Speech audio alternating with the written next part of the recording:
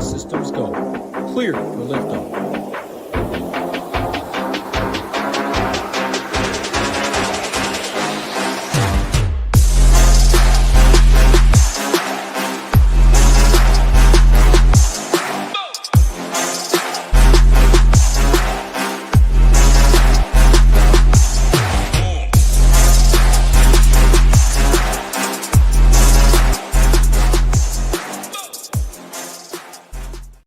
Good evening, East Coasters. Hope you guys had a great nap. I know it is late, but that's life when you're on the West Coast. I am very, very tired. Had a long day of traveling down from Monterey to Los Angeles. Played some golf, but happily in the Airbnb. This is one of the most makeshift setups of my career. I am hunched over on the bed. The desk situation was just way too low. It was a gag desk. It was a joke desk. So this is going to be the setup for today, tomorrow, Monday, Tuesday, and I guess we're gonna have to make the best of it. First off, I want to give a quick thumbs down to the tour because um they did me wrong. You guys know from the boot show, from the preseason, the pre tournament talk, I was pretty heavy into the driving distance thing, the bomb it out there and get hot with the wedges, avoid mistakes. And I really, although I probably should have known better, they would avoid the weather because they can do whatever they want. But also, maybe I shouldn't have known better because knowing the PGA Tour, they blatantly don't move tee times up sometimes when they're like, all right, there's weather coming in, move the tee times up. Sometimes they don't, and then there's a delay or something like that. But I thought the weather would be more of a factor than it turned out to be Thursday, Friday, Saturday, and I will own that. I will say I played that edge, so therefore I'm not really crushing it in a week long. Sometimes we have better weeks than we're having here. Um, so yeah, I thought it would be more of a factor, and I don't take back anything I said. Like I said with Rory McIlroy literally said in his presser, "This is a golf course where you can rip driver as much as you want because there's no penalty for being in the rough. And when the weather kicks up, that would be a massive advantage to avoid bogeys and get up and down from 100 yards in the rough versus 150 yards in the fairway to these small greens when it's blowing." So with that being said, tomorrow could be a bit of a mess, and that could lead to fruition in terms of a showdown guys we're looking for. But also, I'll get to it in terms of the stats. The way guys are doing it this week has been different basically every single day. This is one of the most unique and weird showdown weeks I could ever I've ever remembered. So let's get into it. Let's bring the screen up and we'll talk. We'll victory lap it real quick. We'll victory lap the wave split from day 3. About 2 strokes easier, the early guys than the PM guys. I know they went out in a very similar window, but the earlier guys had the scoring, and that shows in the stats. The earlier guys were 3.5 strokes under par. The later guys were 1.1 strokes under par. And like I said in the show yesterday, we did not stack any specific stat yesterday. We stacked the tee times. And I know there was some chatter in the Discord. Not everything is going to be right. The stacks aren't going to be right. The projections aren't going to be right. The core isn't going to always be right. It's about piecing together pieces of information from multi different facets. If you played Ben Griffin and then didn't play the 2 other guys in the core, you probably did really great. If you did the opposite, then you probably did bad. You're not going to do good every day. You're going to win some, you're going to lose some. So shout out BG, was a great round. And all the best scores today, they came from the morning. So the best scores today: Colin Morikawa, Maverick McNeely, Ben Griffin, and Nico Echeverria. 844. Ben Griffin, 822. Maverick McNeely, 844. Colin Morikawa, 906. All of the earliest tee times, some of the earliest tee times came to fruition. So I would say that would be a victory lap. Obviously, the core report is not every guy that I'm playing. I played a lot of guys from early and had an okay day. It's not about just the names on the list. You got to use the stone. You got to use a ton of all the information that we give you here at Chip Nation. So weather talk. I'll do a little bit of more of the round recap today. All the guys who did do the good stuff: Colin. Colin, Maverick, Ben Griffin, Nico Echeverria, the 4 best rounds of the day, they were all very vintage Pebble. Drive it straight and hit your irons close. That was all it was today. And that really wasn't always the case on Thursday and Friday, but it usually is the case at Pebble. And that was today for these 4 early guys. Luckily, we were on one of them, and picking 3 guys as in the core of an 80-man field is not easy. And we had one of the rounds of the day. So I know there was some chatter. It's not always going to be right. I promise you guys, it's not always going to be right. But if it was always right, I wouldn't share it with you. I just keep it for myself. Nonetheless, I'm just trying to help you guys make some more informed decisions. I'm not here. No one is here at Chip Nation to give you guys picks. It's all about the process and just some fun while we do the process. So weather tomorrow, buckle the hell up, guys. Buckle the hell up. Pebble Beach Golf Course, Sunday morning. They are going out from 7:22 to 9:45 a.m. And if they weren't going out, they were just going out normal, it would be an absolute mess. But you can see 7 a.m., okay, it's windy early. Wind 10 to 12 miles an hour, gusting to 20. And then once the leaders tee off around 9:45, wind's going to be around 10 to 15, and it's going to gust up to 30. And can I show you guys this video? I can show it on the camera. I don't know if you guys saw this, but when I was out there on, I believe it was Tuesday, look at what 30 miles an hour of wind literally looked like. I'm going to pull up my screen really quickly and show you what this looked like. Here we go. I'm going to show you my phone, actually.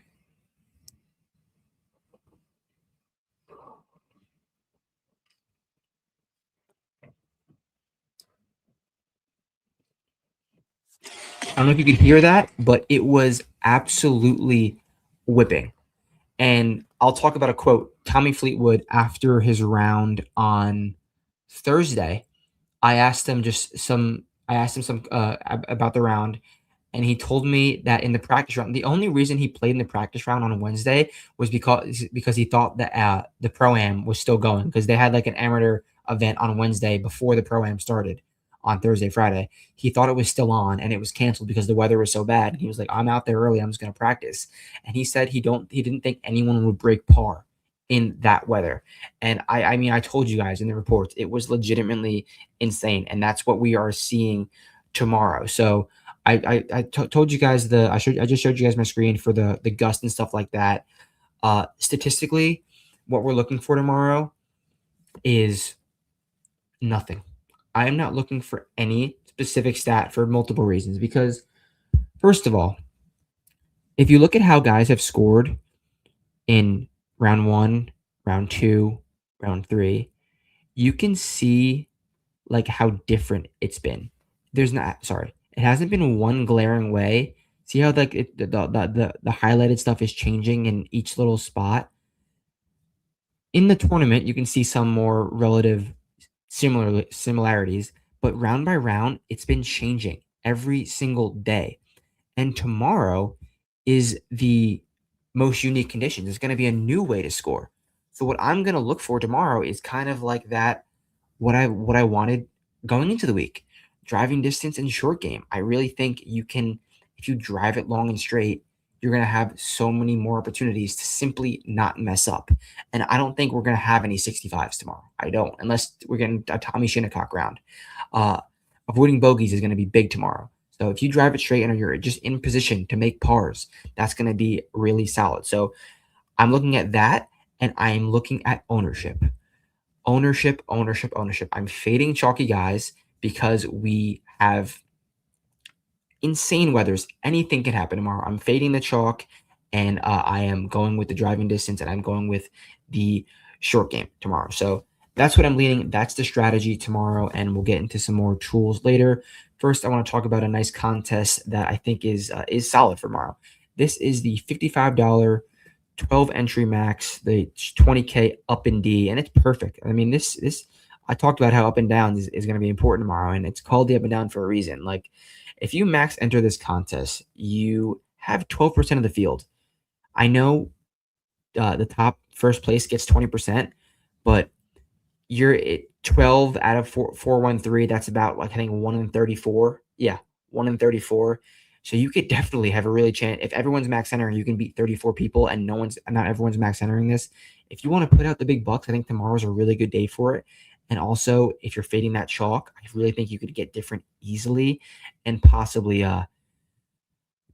cash big time tomorrow. So this is probably going to be the contest that I am most excited for tomorrow. The 20K up and down is where I am looking. 12 entries max. You probably will find me in this contest. Let's look at some Ship It Nation tools while we have the chance. Really quickly, got to pull up my banner as always, and I'm going to get to the questions at the end like we usually do.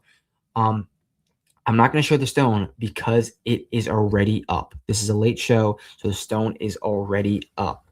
But we have ownership in the stone. We have True Approach Delta. We have round 4 scoring projections baked into this. So get over to the site, use the code in the live chat, so the way at the top of the live chat, and get yourself different. Get yourself very different. PGA, one of these two. If you just want the content, fine. But you're going to want this optimizer if you're going to want to get different, if you're going to want to build lineups. Optimizer plays core, and then once all the other sports come out, bang. You get the all access. I would just get the all access because these guys are professionals at every single sport. So definitely do that if possible. Let's talk about some of our week-long sweats. We have a chance tomorrow, guys. We have a chance in the outright market. I will bring this screen up. Now this screen up. Here we go. Obviously, Akshay Bhatia leads the way. We have Jake Knapp at 50 to 1 around.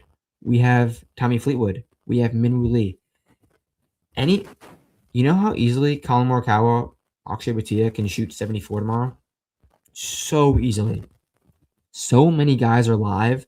A 3-4 under round goes very far. A 5 under round probably wins you this if you're at 14, 15 under. If you could post that 5 under round and get lucky. So, and one last thing I want to say for strategy, which I missed, is remember how gettable holes 1 through 6 are. Remember how gettable holes 1 through 6 are. We saw what Akshay did. We saw what, the entire field did this morning. I showed you that weather note before. It's not going to be easy in the morning, but it's really going to kick up about 2 hours after the first guys go off. So I really think if you get guys in your lineups, maybe 2 to 3 guys per lineup who are going off in that first hour of the tee times off of number 1, massive advantage. Massive advantage because if they can just get 2 to 3 birdies, that could go a long way. That 9 points can get you really integrated into leaping towards the top. So I love that. Gonna definitely be grabbing 2 to 3 guys per lineup who are going off in that first hour, and then maybe get some more guys towards the top to get some placement points. I guess that leads us to the one golfer that I am on. Who could it be? We did not have a good day today with Kurt Kitayama. He was the one golfer that I was on. Shot 2 under. Didn't really get us anywhere. But tomorrow, a guy by the name, a little bit far out, but he's going out early. Why not post a little number? You may have heard of him before. Try to guess it. Drop a comment if you think you know who he is. I'll give you a hint. He's won the Grand Slam. And that's Rory McIlroy. Rory McIlroy is the first tee time out tomorrow, going out with Justin Rose. I like Justin Rose as well. But what Rory's doing off the tee, this is not Rory. This is due to change. He had one bad drive today, which if his true off the tee delta would change. Look what he's doing on approach. He's setting himself up. The fact that he's second on approach while almost being dead last off the tee is so damn impressive. He's making so many birdies. Rory is making he's made 17 birdies and 2 eagles. He's T2 in eagles, T12 in birdies. That does not correlate with T39 on the leaderboard. He is due to get well up.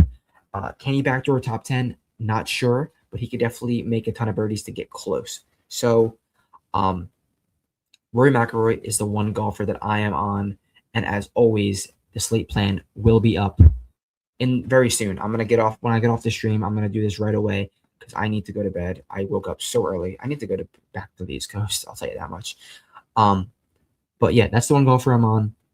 Before we get to the questions, the song of the day is "Come Out to LA" by Don Broco. Check it out. Now let's peep some of these questions before we get out of here. All right. Gotterup. Let's talk about Gotterup. What's Gotterup up to? I do love Chris Gotterup, as you guys know. Gotterup.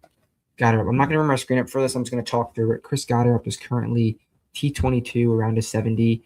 He is about average off the tee and average putting. I think that off the tee number is skewed because that lost ball on Friday. Driving distance is there, and if that driving distance prevails like I said it could end in scrambling. He's 12th in driving distance, and around the green, he's also 12th. That is a great build for what I'm looking for tomorrow. So I do think Gotterup could be in for a nice little bounce back tomorrow. Not necessarily. I don't think anything around here is too crazy or not out in front of you. So I don't think you need to. It's just the everyone's going out so early that it doesn't really matter in a 2-hour window. But the weather looks crazy all the time. I think if you can get 1 to 6 earlier, the better, because the rest of it is hard. So if you can get those birdies early, I think that will go for you a long way. Let's see what we got here. See, it's I'm not gonna write down everything in the core report. I did say find a stat that someone was horrible at, and Colin was horrible at putting. I did bring him up yesterday. So shout out you for taking advantage of that.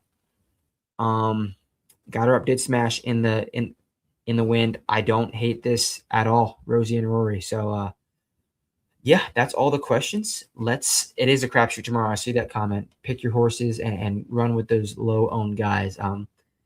That does it. I will catch you guys tomorrow. I'm not sure if it's gonna be live, but I'm gonna do the Riviera preview tomorrow. The Boots show will be Monday night because I'm flying out Tuesday night. Hopefully the weather keeps up with me a little bit. It's not looking great right now, early week in LA next week, but we're going to be there no matter what. I'm going to bring as much content as I possibly can. Any questions, you know where to find me. And as always, let's ship it. Peace out.